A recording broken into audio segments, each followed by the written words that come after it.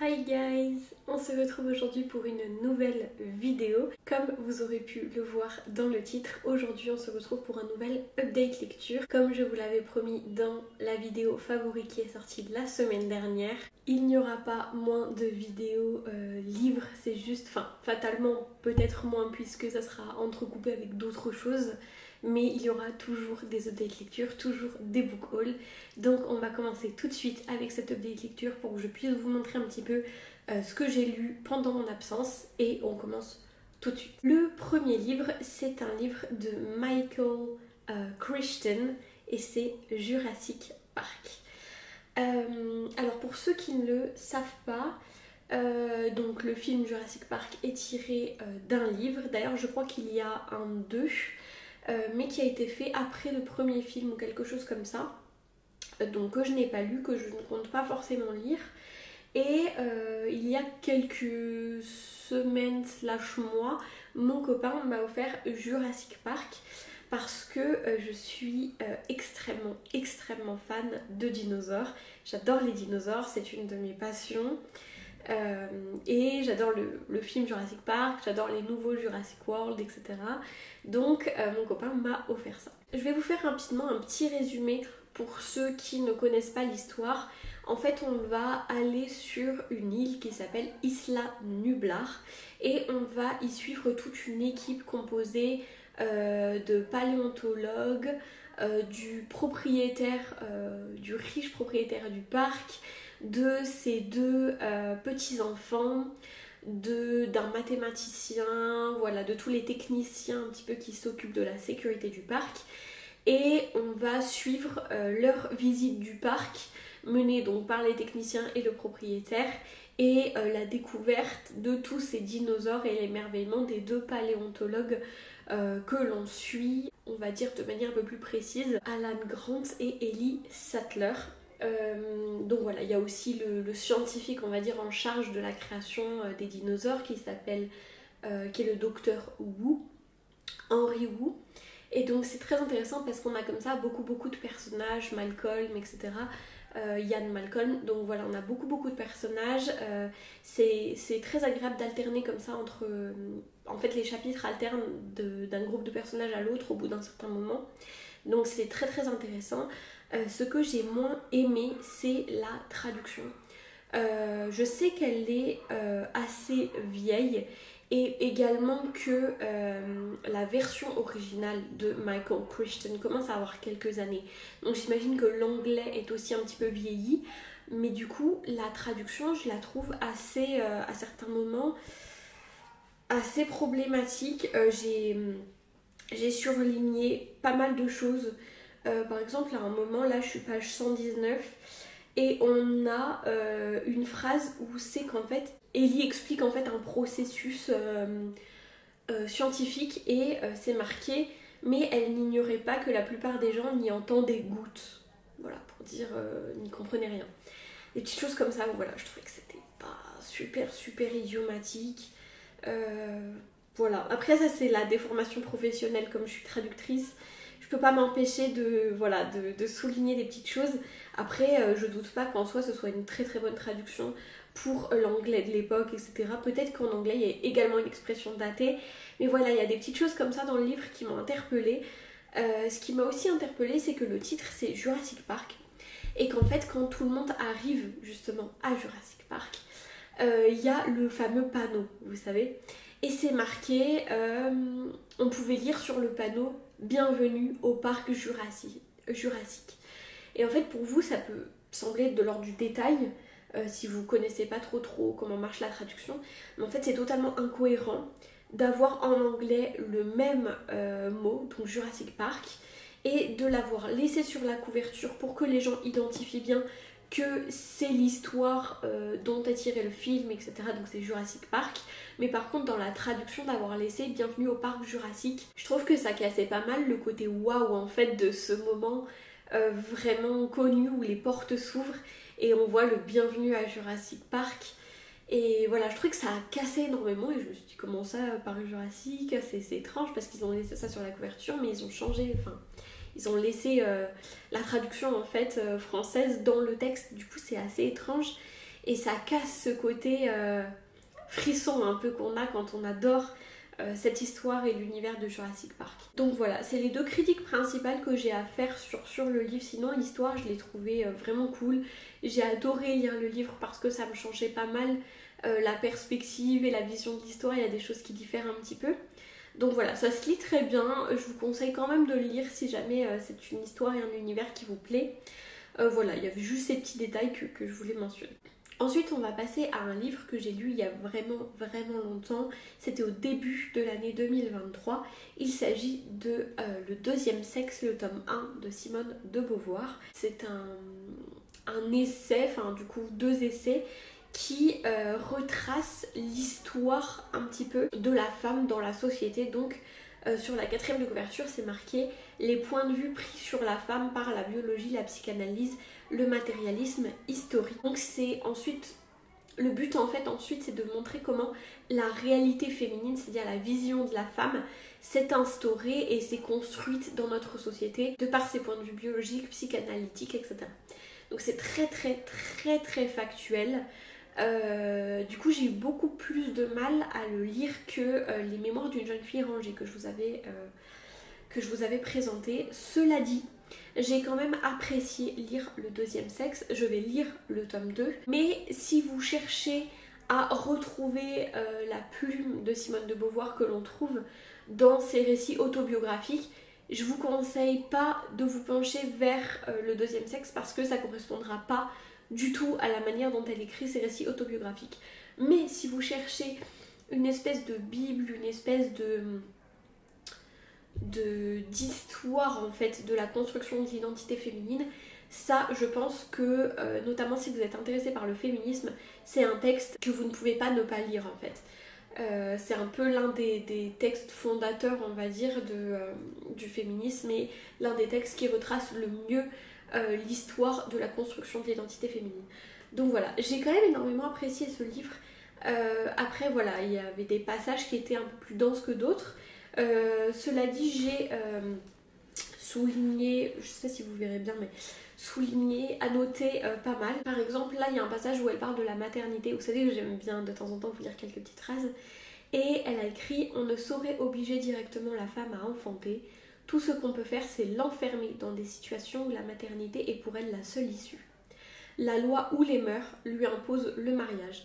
On interdit les mesures anticonceptionnelles et l'avortement. On défend le divorce. » Voilà, ce sont des passages comme ça qui résonnent tout particulièrement dans l'actualité d'aujourd'hui, malheureusement. Et voilà, je pense que Simone de Beauvoir est toujours d'actualité, sera toujours d'actualité. Donc voilà, si vous voulez lire un texte assez factuel, assez scientifique finalement, sur la construction de l'identité féminine, je vous recommande de lire Le deuxième sexe de Simone de Beauvoir.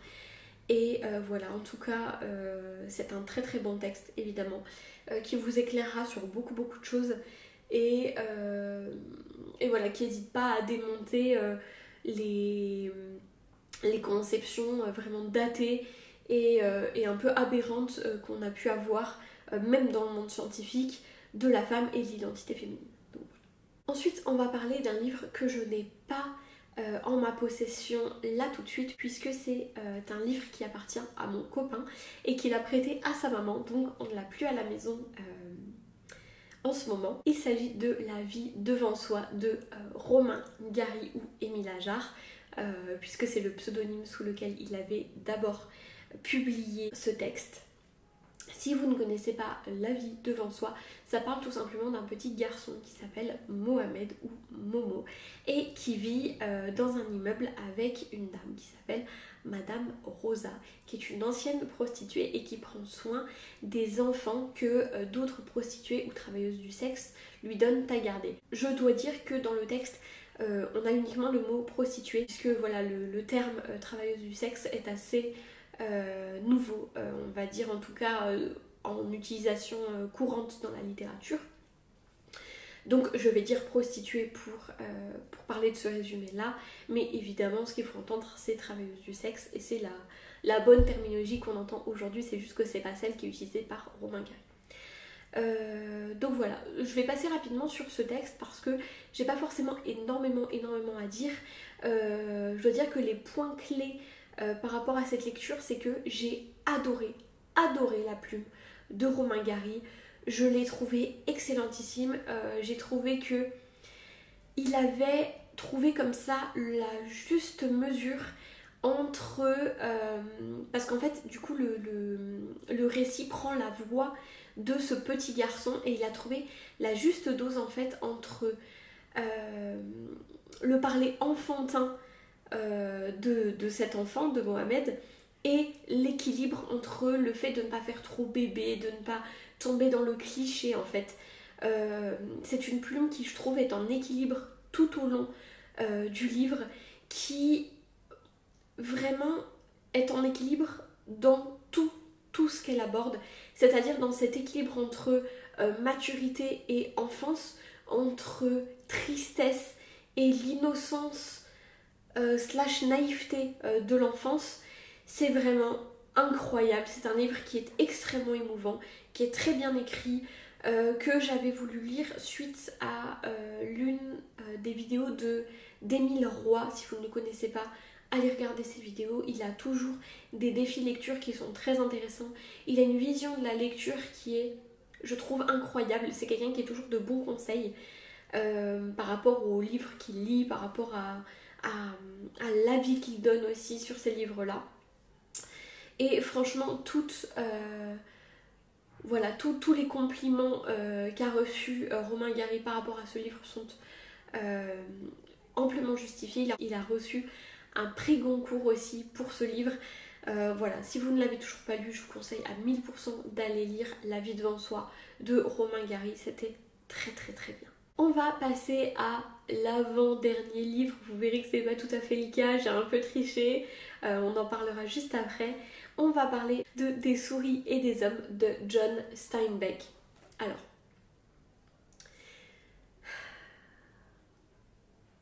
voilà, c'est très court. Je ne sais même pas quoi vous dire à part que j'ai pleuré. Mais j'ai pleuré. Si vous ne connaissez pas Des souris et des hommes, c'est un livre dans lequel on va suivre Lenny et George, qui sont deux hommes qui se sont un petit peu pris d'amitié comme ça, et qui sont, au moment où on commence le livre, en train de quitter le précédent endroit où ils travaillaient pour aller trouver un autre endroit pour travailler, puisque Lenny a régulièrement des ennuis. Lenny, c'est un grand gars extrêmement costaud qui ne mesure pas sa force, qui a des capacités intellectuelles un petit peu limitées et qui par conséquent ne se rend pas compte de sa force, ne se rend pas compte de ce qu'il fait, qui n'a pas une once de méchanceté ou de mauvaises intentions, mais qui fait régulièrement des bêtises et qui a régulièrement des ennuis. Voilà, je vais pas vous en dire forcément beaucoup plus sur ce livre, à part que la traduction je ne sais pas quel est son prénom, il n'y a que son nom de famille, M.E. Coindreau. Elle est excellente. La traduction est fantastique. Franchement, je suis épatée par la qualité du travail de Maurice Edgar Coindreau. C'est incroyable. J'ai été émue tout du long. En fait, ce qui est émouvant dans ce livre, c'est que Lenny ne comprend pas ce qui se passe, qu'il est bien intentionné, mais qui ne mesure pas sa force, qui ne mesure pas ce qu'il fait et qui fait catastrophe sur catastrophe.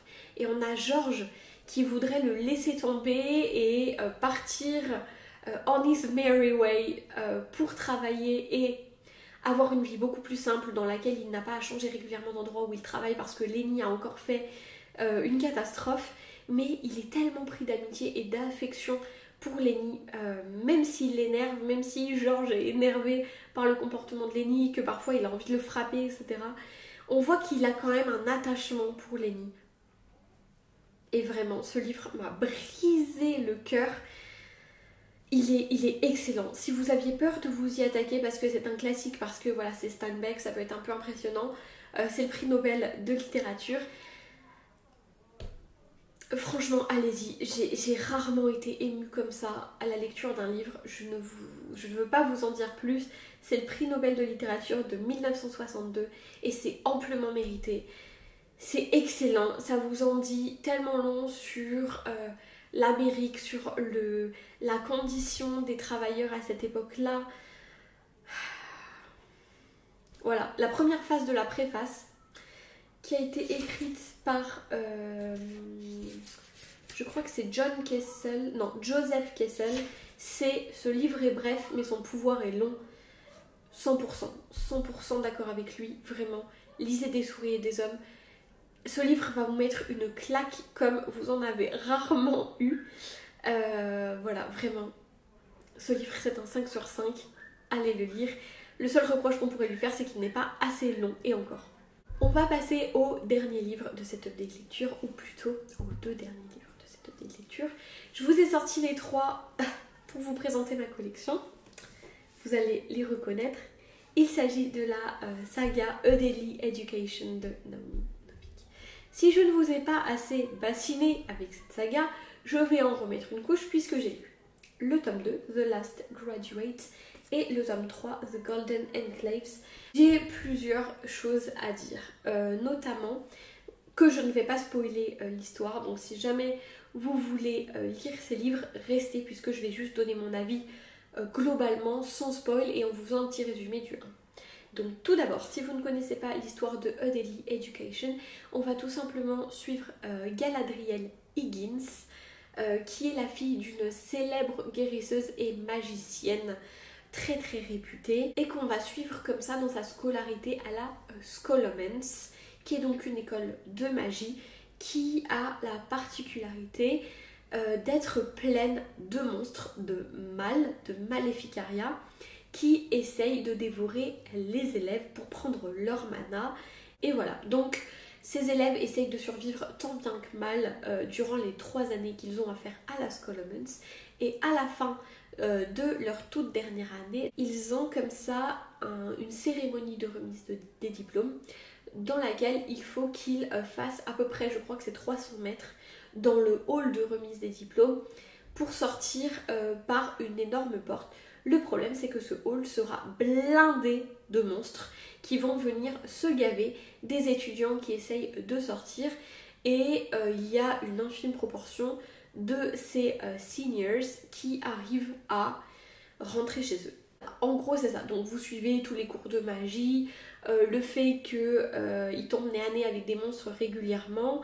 Voilà, c'est très savoureux. C'est un espèce de récit magique très dark où il y a des morts, etc. C'est franchement génial.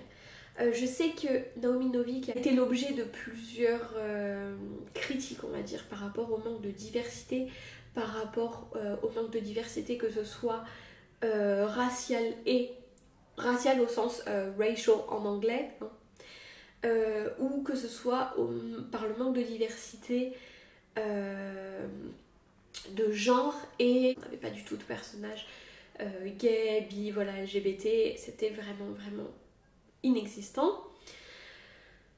Ceci dit, dans le tome 2, on a beaucoup plus de cette diversité. Je ne sais pas si c'est parce qu'elle s'est fait taper sur les doigts pour le tome 1, mais en tout cas, le tome 2 est beaucoup plus diversifié, et le tome 3 l'est presque encore davantage. On va dire que ça continue sur cette lancée. Ce que je vais vous dire très brièvement, c'est que j'ai adoré le tome 2. Je ne l'ai pas lâché, je l'ai dévoré. La fin m'a fait littéralement m'arracher les cheveux, c'est absolument génial. Il est aussi bien que le premier, je dirais. Cela dit, le tome 3, franchement, j'ai un petit peu eu la sensation qu'elle avait fait un tome 3 pour dire de faire un tome 3. J'ai trouvé que ça se traînait énormément en longueur, qu'il se passait pas grand chose, qu'on avait du mal à voir là où l'autrice voulait en venir. J'ai trouvé que, on va dire, je ne vais pas vous spoiler, donc que le ou la méchant / méchante de l'histoire et les problèmes que le ou la méchant générait étaient vite résolus. Donc ça m'a beaucoup moins plu. Globalement, c'est un peu dommage, je trouve, de finir sur ce tome-là, même si j'ai quand même énormément apprécié cette saga. Je trouve que les 2 premiers sont 1000 fois meilleurs que le dernier. Je vous conseillerais quand même du coup de lire la série. Je l'ai lu en anglais, je vous dirais de faire attention. si vous voulez la lire en anglais, parce qu'il y a beaucoup de noms de jeux de mots, notamment un petit peu à la Harry Potter avec certaines créatures, ou voilà, certains sorts, ou notamment concernant toute la terminologie de la construction de l'école, qui est un espèce de gros écrou qui pivote sur lui-même à chaque fin d'année. Ça peut être un petit peu complexe à comprendre en anglais si vous n'êtes pas habitué à lire en anglais, à être confronté à la langue. Cela dit, j'ai travaillé pour mon mémoire de fin d'études sur la retraduction du premier chapitre de A Deadly Education, le tome 1, parce que la traduction est un petit peu, voilà, bancale. Donc si vous vous attaquez à la saga, vous pouvez être un peu rebuté par la traduction. Auquel cas, allez peut-être vers la version anglaise, qui est peut-être un petit peu difficile, donc voilà, ça sera à vous de jauger. En tout cas, c'est une saga que je vous recommande quand même à 1000%, même si le tome 3 est un petit peu moins bon. Les 2 premiers tomes, je me suis éclatée personnellement, je les ai vraiment dévorés. Donc voilà, vous pouvez les trouver facilement ou les commenter soit sur internet ou les commenter en librairie. En tout cas voilà, je regrette pas du tout d'avoir lu cette saga, mais voilà, je vous mets un petit peu en garde quand même par rapport au tome 3. Et voilà, c'est déjà tout pour cette update lecture. J'espère que la vidéo vous aura plu, j'espère que vous aurez fait de bonnes découvertes, que ça vous aura donné envie peut-être de redonner une chance à certains de ces livres. Comme d'habitude, cette update était assez éclectique, on a du classique, du roman contemporain, de la magie, de la fantasy, voilà. C'est toujours assez éclectique, vous savez que je lis vraiment de tout, des mangas, du Jane Austen. Voilà, moi j'adore lire tout court et j'adore lire des choses très différentes. Donc voilà, j'espère que vous aurez trouvé votre bonheur. Comme d'habitude, n'hésitez pas à aller faire un tour dans la description, vous avez différents liens qui peuvent peut-être vous intéresser. En tout cas, si vous avez regardé la vidéo jusqu'ici, je vous remercie chaleureusement, je vous fais de gros bisous et je vous dis à la prochaine. Prenez soin de vous. Ciao.